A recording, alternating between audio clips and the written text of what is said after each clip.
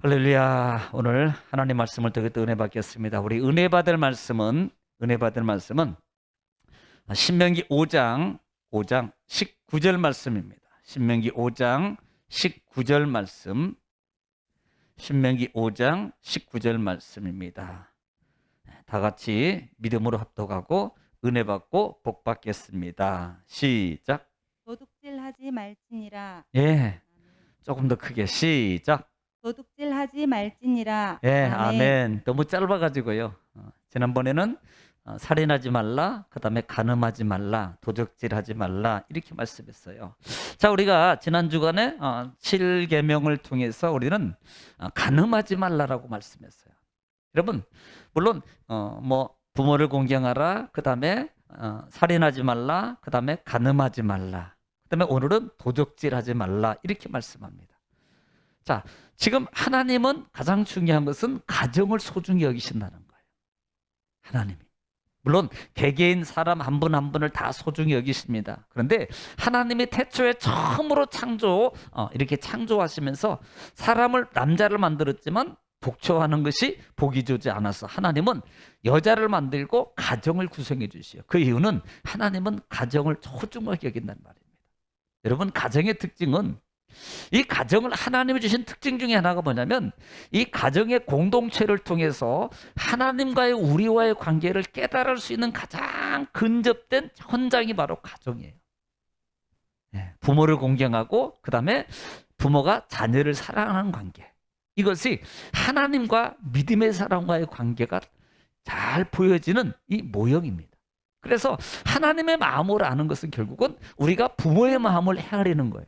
또 부모가 자식이 잘 되기를 위해서 늘 기도하고 애쓰고 힘쓰고 막 하는 것처럼 무언가가 내 몸을 다 내어주면서까지라도 이 자녀가 잘 되기를 원하는 그런 마음을 가지고 있는 것처럼 하나님도 역시 이 부모의 마음은 바로 그런 거라 이 말입니다. 그래서 하나님은 가정을 소중히 여기세요. 그러므로 하나님은 그 소중히 여기는 규례를 통해서 하나님은 뭐하라? 7계명에서는 간음하지 말라. 간음하지 말아라. 이 간음은 두 가지적이라고 그랬습니다. 첫째는 육체적 관계, 또 하나는 영적 관계입니다. 영적 관계는 이것을 우상이라고 그래요. 우상을 섬기는 것을 하나님은 간음이라고 말하고 있어요. 그러니까 성경에서 어떻게 보면 이 육적 관계나 영적 관계의 이 모습이 똑같이 이루어지는 현장도 상당히 성경에는 이미 우리가 말씀을 통해서 우리가 그 현장을 찾아봤습니다. 자, 그래서 하나님 앞에서 우리가 간음하지 말라라는 말씀을 잘 기억해야 된다. 또 하나는 수요일날 우리가 지난주일에 말씀했던 것처럼 이것이 외적 간음입니다마는 또 하나는 내적인 것이 있는데 그것이 뭐다? 마음으로 품으면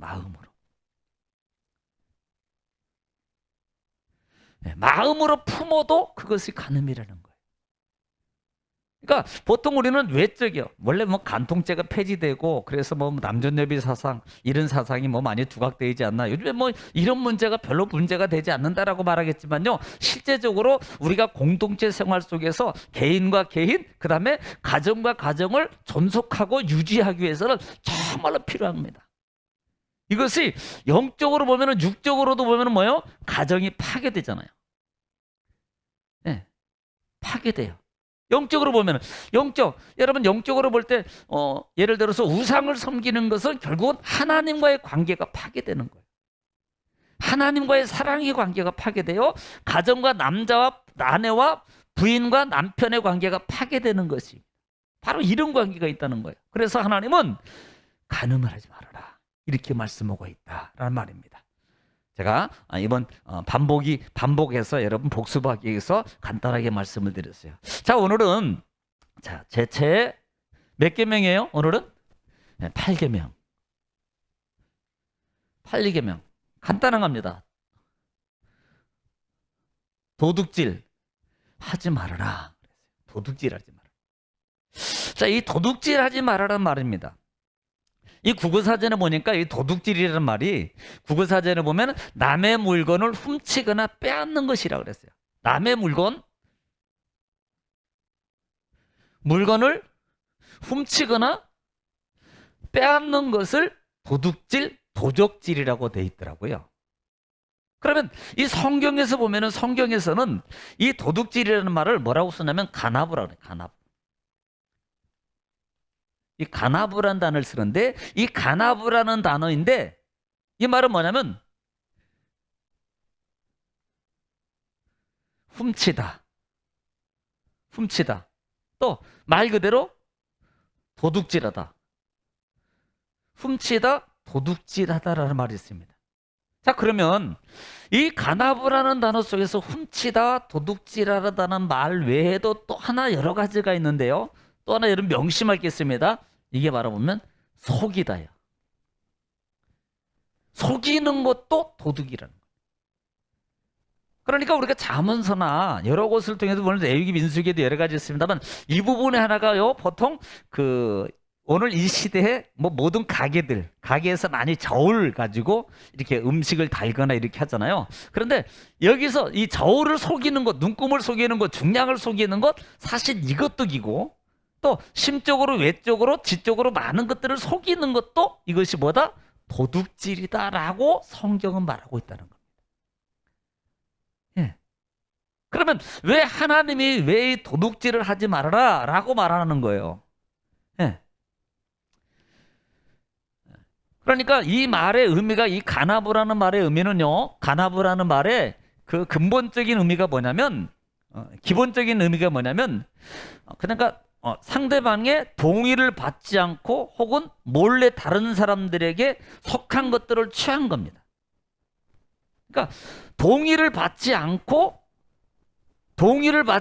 몰래 취하는 것을 의미하는 거예요. 가나브라는 단어가. 이 가나브라는 단어가. 그래서 구약 성경에는 약 한 40회 정도 이 단어가 사용되고 있습니다. 특히 이 단어는요, 우리가 알아야 될 것은 이 단어는 보통 우리가 도둑질하면은요 뭐예요? 물건이잖아요, 물건. 우리가 보통적으로 물건만 생각해요, 물건. 그런데 실제적으로 물건만 생각하는 게 아니고요. 이 성경이 보면은 그 단어에만 국한된 게 아니고요. 다방면에 사용돼요. 그러니까 40회 정도 나올 정도면 여러 방면에 이 가나브라는 단어가 사용되고 있다는 말입니다. 그래서 심지어는 물건뿐만 아니라 보통 물건을 표현하는데 여기에는 뭐도 들어가냐면 사람도 들어가요. 물건만 도둑질하는 게 아니라 사람도 도둑질한다는 말이거든요. 여러분 성경에 실제적으로 나와요, 이 단어가. 예, 이 단어가. 그래서 하나님이 이렇게 도둑질하지 말라고 하시는 말씀의 이유 중에 하나는 하나님은 소유권, 각자 개인의 소유권을 뭐예요? 보장해요, 보장. 하나님은 소유권을 보장하는 거예요, 하나님이. 또 재산도 함부로 하지 말아라. 예. 이것이 인적, 또 물적, 더 나아가서는 명심하세요. 지적. 지적이라는 말은 어떤 기술, 재능이라든지 어떤 것들이 있어요. 그런데 이런 것들을 몰래 가져가는 것을 이걸 갖다가 뭐라면 도둑질이다, 이렇게 말하고 있다는 말입니다. 그래서 서로의 가치를 넘보지 말아라. 하나님은 서로의 가치를 넘보지 말라라고 말씀하고 있어요. 자, 그러면 오늘 성경을 찾아가면서 창세기 3장부터 볼 건데요. 성경을 찾아가면서 성경의 유형을 먼저 한번 좀 살펴보기 전에 우리가 창세기 3장에서 한번 먼저 생각해 보고 하겠습니다. 창세기 3장은 우리가 잘 아는 것처럼 동상 중앙에 있는 나무 열매를 따먹지 말라 그랬거든요. 지금 그 장면 속에서 아담과 하와가 그 장면을 따먹는 장면입니다. 자, 6절에 한번 읽어볼까요? 6절 시작. 여자가 그 나무를 본즉 먹음직도 하고 보암직도 하고 지혜롭게 할 만큼 탐스럽기도 한 나무인지라. 여자가 그 열매를 따먹고 자기와 함께 있는 남편에게도 주매 그도 먹은지라. 아멘. 아멘. 보세요. 우리가 잘 아는 말씀이잖아요. 한번 좀 생각해 보자는 겁니다. 우리는요, 창세기 3장에서 이 가나브라는 단어는 쓰지 않아요. 그런데 하나님은 그 아담과 여인에게 너희는 모든 걸 네 마음대로 다 먹고 누리고 관리하고 다 해. 그런데 동상중하게 있는 이 나무들만큼은 너희들이 마음대로 하지 마라고 말씀했어요. 그런데 보세요. 제가 왜 이렇게 말하나? 자, 먹는 거 먹었어요? 왜 먹는 게 문제가 되냐면 몰래 먹었다는 거예요, 이게.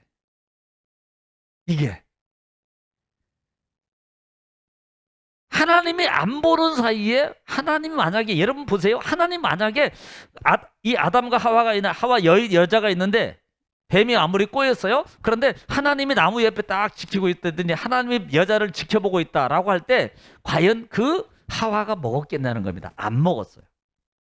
하나님이 안 보이는 틈을 타서 이 여인이 그 동상 중앙에 있는 나무 열매를 먹었단 말. 이거 뭐예요? 결국은 하나님의 것. 지금 동상 중앙에 있는 것은 누구 겁니까? 하나님의 거예요.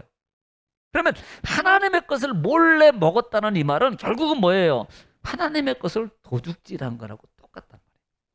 그러니까 우리는 창세기 3장에서 이미 애초 뱀에게 꼬임받아서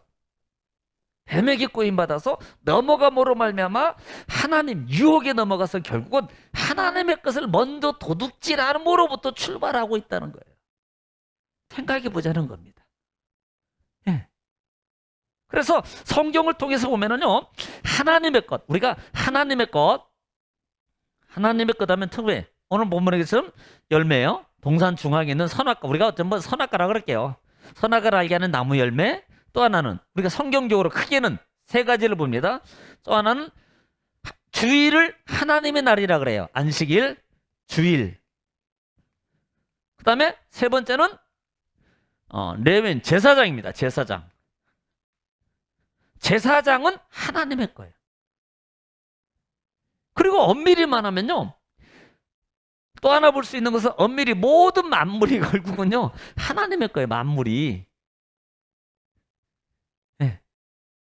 그래서 하나님의 것을 여러분 내 맘대로 하나님 모르게 예를 들어서 내 맘대로 범한다, 내 맘대로 한다는 것 자체는 결국은요 이게 나중에 말라기에서 가보면 11조 관계도 이걸 도둑이라고 말해요.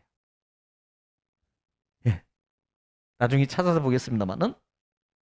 그러니까 우리는 하나님의 것을 구분해서 지킬 이유가 있고, 또 하나는 하나님이 각 개인에게 소유권을 주셨어요. 하나님이 주신 축복권이 있다 이 말입니다. 그러면 그 축복권을 보장을 우리가 지켜야 될 의무가 있다는 거예요. 아무리 내가 부족해도 나보다 더 많은 축복을 가지고 있는 사람의 것을 탐내거나 그 다음에 그것을 도둑질해서는 절대 안 된다고 하나님은 명시하고 있다는 말. 이것은 하나님이 지적 재산권, 또 가지고 있는 모든 재산권들을 하나님이 보장하고 있다는 겁니다.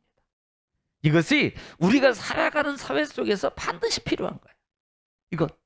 만약에 이게 안 되면요, 아마 뭐 난리 날 겁니다. 이런 부분들이 결국은요. 예. 자, 그러면 한번 좀 성경을 찾아보면서 창세기 30장 부분에서 볼 건데요. 창세기 30장 부분에서 볼 건데,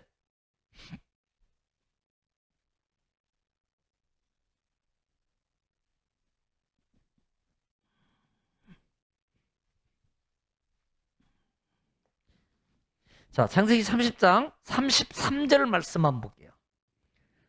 33절 시작. 후일에 외삼촌께서 오셔서 내 품삯을 조사하실 때에 나의 의가 내 대답이 되리이다. 내게 혹시 염소 중 아롱지지 아니한 것이나 점이 없는 것이나 양 중에 검지 아니한 것이 있거든 다 도둑질한 것으로 인정하소서. 아멘. 예, 지금 뭐 이 관계는 이 라반이 삼촌이 참 나쁜 사람이죠. 아니 7년 시켰으면 줘야지. 그것도 7년 했다가 7년 14년 또 6년 해가지고 약 20년 동안을 부려먹었으면 아니 좀 이제는 좀 줘야 될 거 아니에요. 준다 그러고 안 주는 거예요. 사실은요 그것도 도둑질입니다. 그것도 성경적으로 보면은. 그런데 지금 이 야곱이 아롱진 것들 외에 내가 삼촌 양이나 염소 것을 훔치지 않았으면 여기 보세요. 저는 도둑질 안 했습니다. 라고 했습니다. 근데 이 관계 속에서 볼 수 있는 게 원래 삼촌이 약속이 있고 너 이렇게 하면 너 줄게. 자, 딸부터 시작해요. 너 줄게. 안 지켜요. 엄밀히 말하면 그것도 도둑질이다라고 말하는 겁니다. 자, 오늘 본장 부분에 보면은 어떤 사건이 있냐면 31장 부분에 한번 볼까요? 31장. 창세기 31장 바로 넘어가면 돼요. 31장 19절 말씀입니다. 여기는 이제 라헬이 나오는데 라헬은 누가요? 야곱의 아내입니다. 자, 시작. 그때에 라반이 양털을 깎으러 갔으므로 라헬은 그의 아버지의 드라빔을 도둑질하고 자, 라헬이 아버지의 드라빔을 도둑질해서 자기가 타고 있던 낙이 안장 밑에다 감췄어요. 못 찾지 아무리 해도. 지금 여기서 보면은 드라빔은요 그 삼촌 라반이 가지고 있는 그 우상물 중에 하나예요. 소중히 여기는 이 드라빔이 그걸 소중히 여기는 것을 훔쳐온 겁니다. 그러니까 이때 뭐예요? 아버지의 동의 없이 딸이지만 드라빔을 훔쳐왔어요. 이걸 뭐라 그래요? 도둑질. 이걸 도둑이라는 겁니다. 이 부분을 성경은. 네. 그래서 이 숨긴다는 말이거든요. 소유권에게 허락을 받지 않고 가져오면 숨기는 것을 도둑이라 그런다. 이렇게 말하고 있다 이 말입니다. 자, 또 다른 쪽에는 어떻게 출애굽기 22장에서 한번 볼까요? 여기는 출애굽기 22장은 우리가 이미 출애굽기에는 그 정결규례 지난 후에 22장 부분에 보면은 뭐가 나오냐면 배상규례가 배상. 그러니까 남에게 뭔가를 해를 입혔을 때 그 해에 입힌 것에 대해서 내가 책임을 지고 배상을 해야 돼요. 그런데 그 부분 중에 바로 이런 부분이 나옵니다. 출애굽기 22장 1절 보기. 출애굽기 22장 1절 보기. 시작. 사람이 소나 양을 도둑질하여 잡거나 팔면 그는 소 한 마리에 소 5마리로 갚고 양 한 마리에 양 4마리로 갚을지니라. 예. 지금 사람이 소나 양을 도둑질했을 경우 배상을 몇 배로 갚으냐면 소는 5배, 양은 4배로 갚아라는 거예요. 상당히 엄하게 하십니다. 아니, 좀 큰 것은 좀 조금 해주면 안 되나?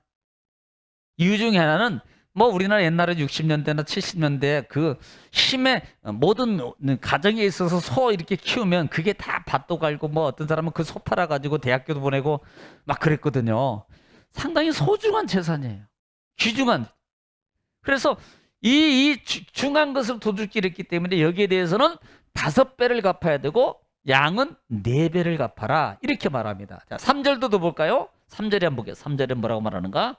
3절 시작. 해 돋은 후에는 피 흘린 죄가 있으리라.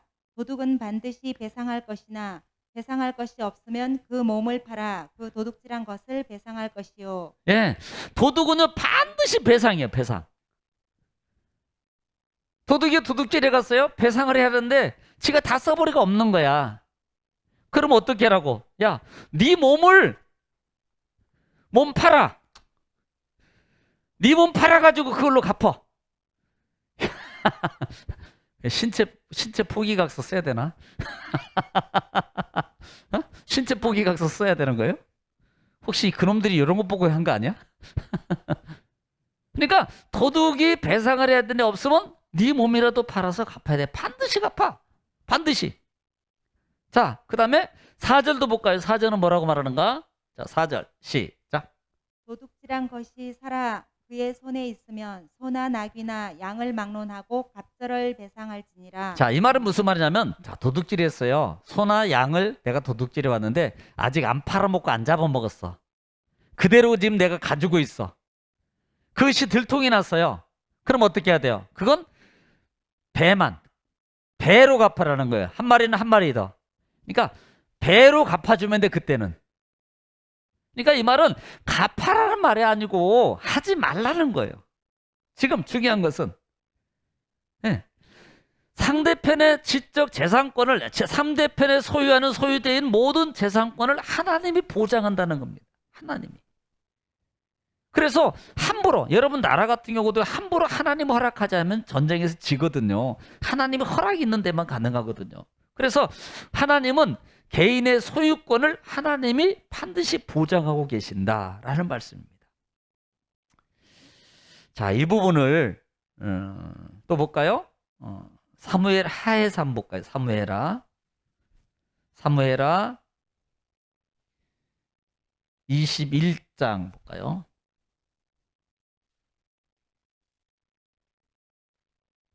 21장 12절. 내가 써놓고도 이 글씨를 잘 못 읽네요. 제가 원래 이 졸필이라 어떤 때는 내가 써놓고도 이게 무슨 글자지? 21장인지 22장인지 이제 보아야 되겠죠. 21장 12절 시작.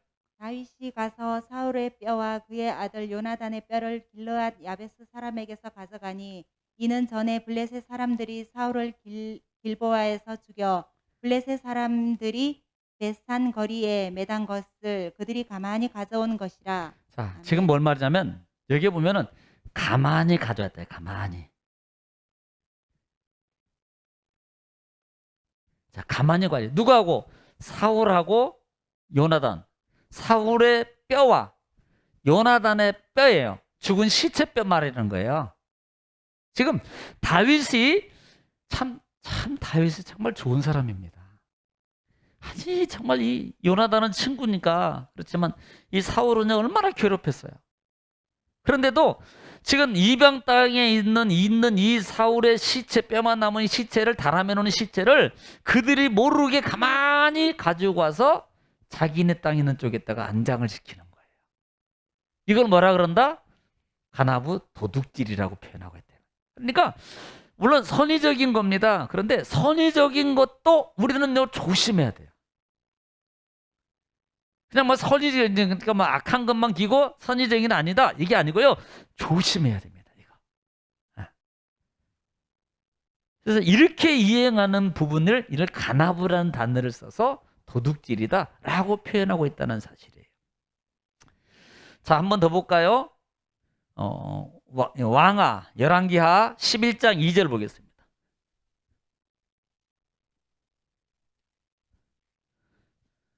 열왕기하 11장 2절 말씀 한번 볼게요. 자, 요아스를 이제 죽이려고 그러는데 어린 요아스를 죽이려고 그러니까요. 이 요아스를 감춥니다. 엄마가. 그 부분이에요. 자, 2절 시작.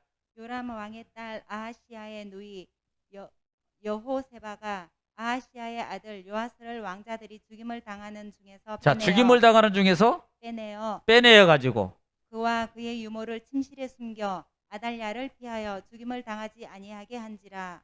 아멘. 아멘. 보세요. 지금 몰래 그 아이를 빼내서 몰래 자기 침실에서 약 6개월 이상을 감춰서 살게 하거든요.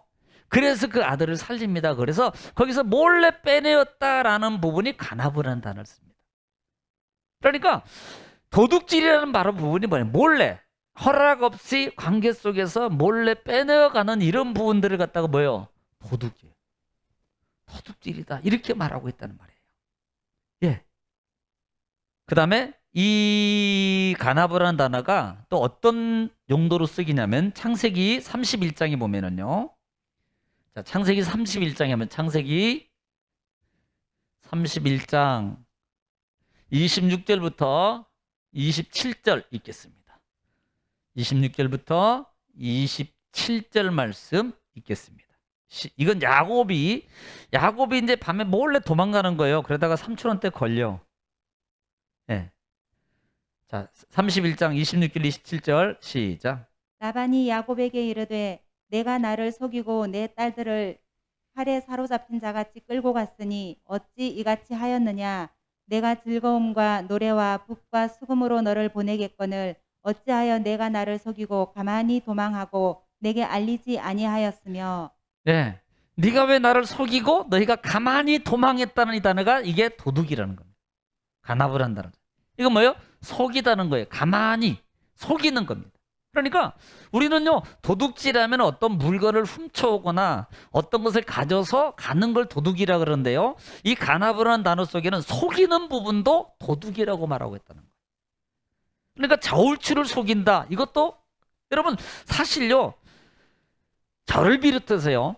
솔직히 통계적으로 보면은 통계적으로 사람이 하루에요. 거짓말을 수백 번 한답니다. 말을, 그러니까 어떤 분이 그래요. 다른 사람들에게 호감을 많이 받는 사람, 말을 잘하는 사람들 치고 거짓말이 안 들어간 사람이 하나도 없답니다. 그 속에, 그 단어 속에, 그 말 속에. 하는 예를 들어서 물건을 하나 파는데요. 야, 이거 너무 좋습니다. 이거 먹으면요, 진짜 먹어도 뭐 낫지도 않아, 어떤 때는. 근데 막 그렇게 해야지 파는 거예요. 또 예를 들어서 장사가, 아유, 안 남어. 아이, 10원만 깎아줘. 안 돼. 왜 안 남아요? 남지. 이게 바로 이런 것들이에요. 예. 이런 것들이 결국은 도둑질이라고 표현하고 있어요. 그러니까 남을 속이는 행위, 이런 것들이 도둑이에요. 예. 지금 이걸 얘기하고 있단 말입니다. 속이는 것. 이런 것들이 결국은 사도행전에도 보면은, 사도행전 5장에 보면은 누가 나오냐면 아나니아와 삽비라 사건 나오잖아요. 베드로를 통해서. 사도행전 5장 3절로 4절에 보면은 아나니아가 이제 성령이 충만해가지고 내가 재산을 팔아가지고 하나님께 바쳐야 되겠습니다. 그래서 진짜 팔아보니까 아까운 생각이 드는 거야. 그러니까 몰래 집에다 감춰놓고 조금만 가져와서 드리잖아요. 그때 성령을 속이는 장면이에요. 3절로 4절 시작. 베드로가 이르되 아나니아야 어찌하여 사탄이 내 마음에 가득하여 내가 성령을 속이고 땅값 얼마를 감추었느냐. 땅이 그대로 있을 때에는 내 땅이 아니며 판 후에도 내 마음대로 할 수가 없더냐. 어찌하여 이 일을 내 마음에 두었느냐. 사람에게 거짓말을 한 것이 아니요 하나님께로다. 아멘. 예, 누구한테요? 이것이 하나님을 속이는 거다. 너가 사람에게 거짓말하는 게 아니고 하나님에게 속이는 거야. 왜? 아나니아가 이게 답니다 그랬거든. 야, 이거 다냐? 그러니까 답니다. 실제로 다가 아니잖아요. 예. 그래서 이런 부분들이 도둑질이다라고 말하고 있다는 말입니다. 자, 또 한 가지는 사람의 마음을 훔치는 겁니다. 자, 사무엘하 15장 6절 보겠습니다.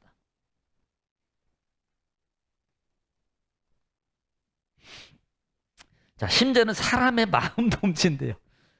누가 내 마음 훔쳐갔어요? 빨리 가져오세요.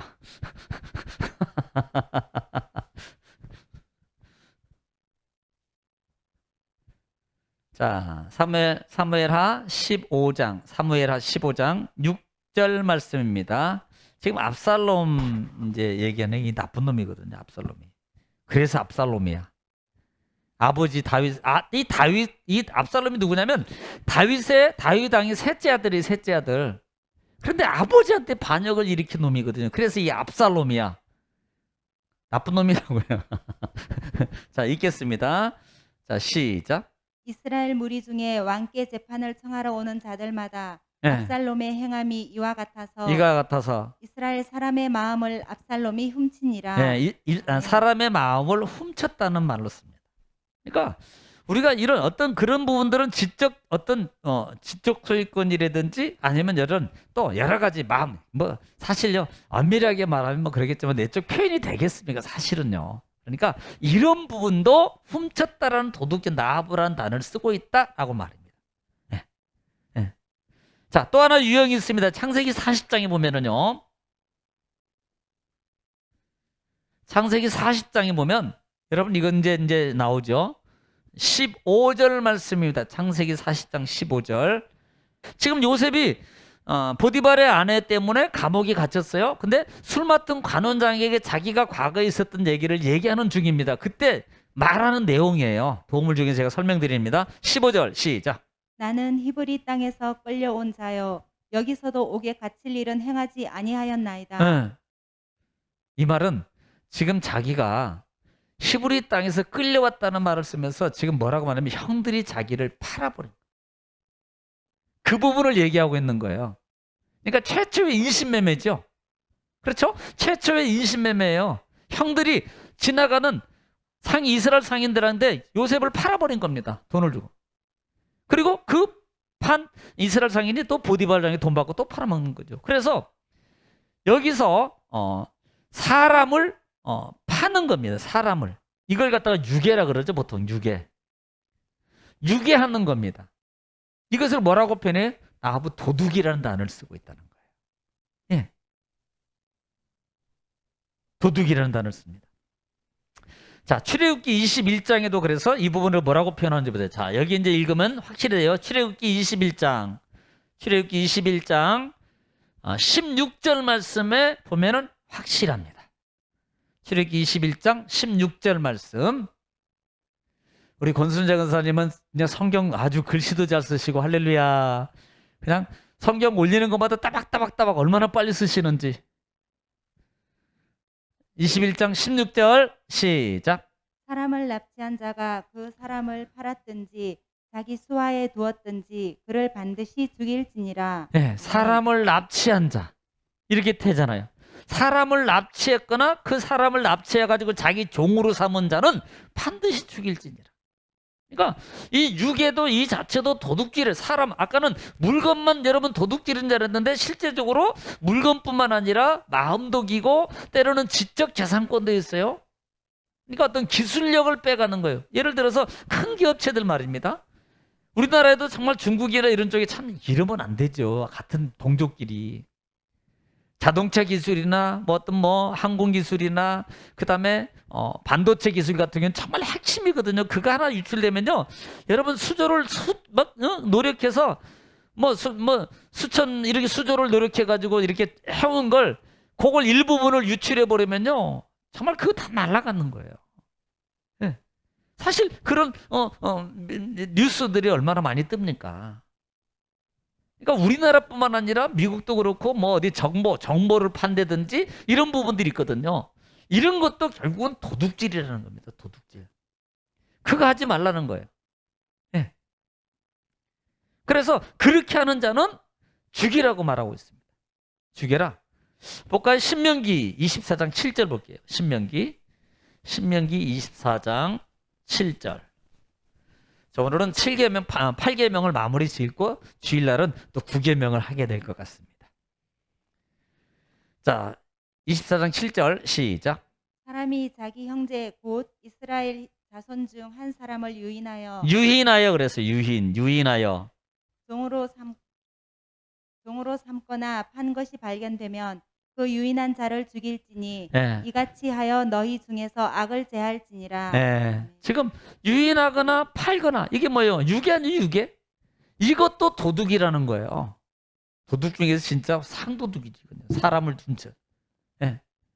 막 좀 이제 루머이기도 하고 실제도 있지만 사람을 팔아서 해가지고 사람의 신장을 이렇게 하는 사람들 참 이게 그래 많이 있잖아요.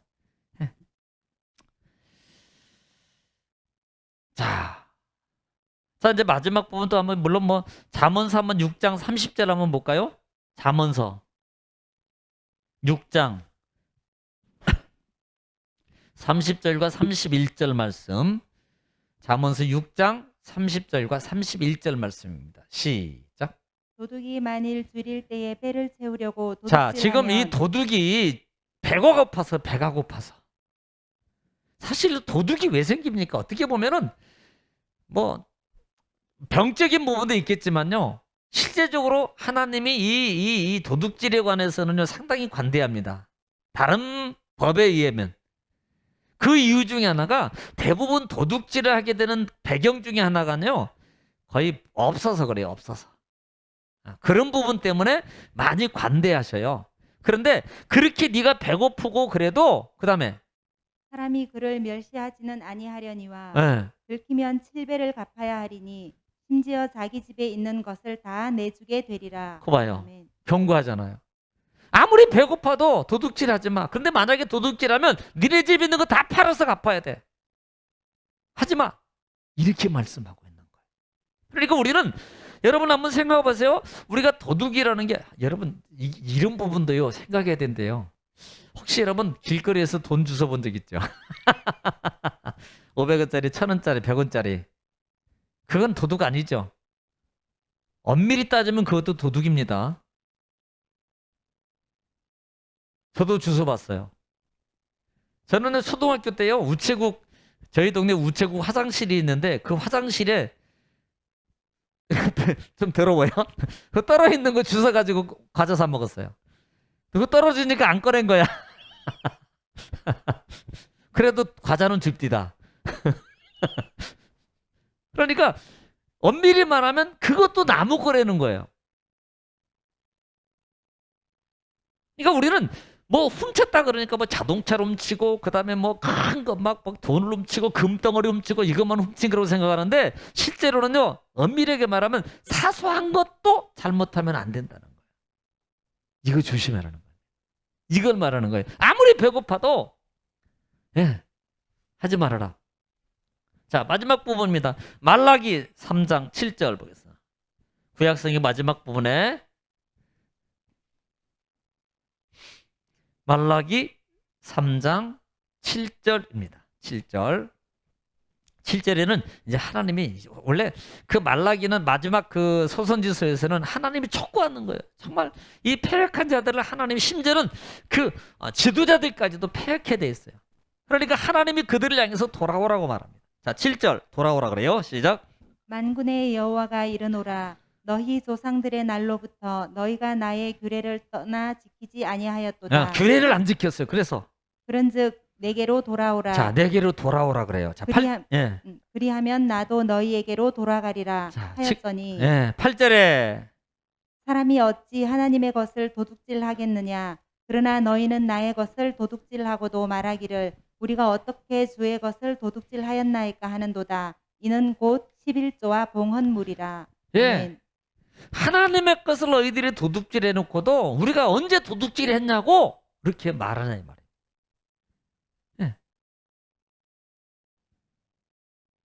그러면서 8절 말씀에 11조와 봉헌물이라 그래요. 봉헌물. 우리가요 하나님 앞에 물론 11조 뭐 해요. 근데 실제적으로는요 엄밀하게 봐주면 정확한 11조가 구분이 뭐예요. 솔직히 보면은 아나니아하고 삽비라만 나쁜 사람입니까? 아니 우리 그냥 생각해 보자는 거예요. 정확하게 우리가 하지 않는 그 부분도 어떻게 보면은 하나님 앞에서는 도둑이다라고 말하고 있다는 겁니다. 사실이요 돈이 안 아까운 사람이 어디 있어요? 다 아깝지. 그런데 너희가 하나님의 것을 도둑질 해놓고도 안 했다 그러느냐? 너희들이 한 것은 11조와 봉헌물이야. 하나님 앞에 드리는 물질들 또 등등 이런 것들을 너희가 온전히 너희가 드리지 않아. 그것이 결국 뭐냐? 도둑이야 라고 말하고 있다는 거예요. 그러면서 하나님이 돌아오라고 말씀하고 있습니다. 돌아오라고. 9절에 한번 볼까요? 그럼 그런 결과들이 어떻게 나타나는가? 9절에 보면 시작. 너희 곧 온 나라가 나의 것을 도둑질하였으므로 온 나라가 나의 것을 도둑질하였으므로 너희가 저주를 받았느니라. 저주를 받았다는 말은요 망하는 거예요. 망한다는 소실되는 거예요. 영적 소실하고 육적 삶 속에서 소실이 이루어져요. 그러니까 뭐 겉으로는 아무것도 안 없어졌어요. 뭐 오히려 많아질 수 있어요. 그런데요 사람이 영적 소실이 되는 게 가장 무서운 저주입니다. 화인 맞는 게요 정말로 무서운 저주예요. 왜? 이건 지옥불에서 절대 못 벗어나요. 화인 맞으면. 그래서 오늘 성경은 제 8계명을 통해서 하나님이 너희가 도둑질하지 말아라. 여러분 이제 제가 주일날도 잠깐 오늘 좀 말씀 안 하겠지만 사실은요 이 도둑이라는 이 단어가 결국은요 누구한테 쓰입니까? 제가 창세기 3장을 읽었던 이유 중에 하나가요 우리는 뱀의요 유혹이에요. 유혹. 우리가 계시록 12장에 보면 이 마귀의 속성이잖아요. 마귀의 속성은 거짓의 압이에요. 거짓. 압이라 이 말입니다. 그래서 자꾸 속여서 뭐예요? 훔치게 만드는 거예요.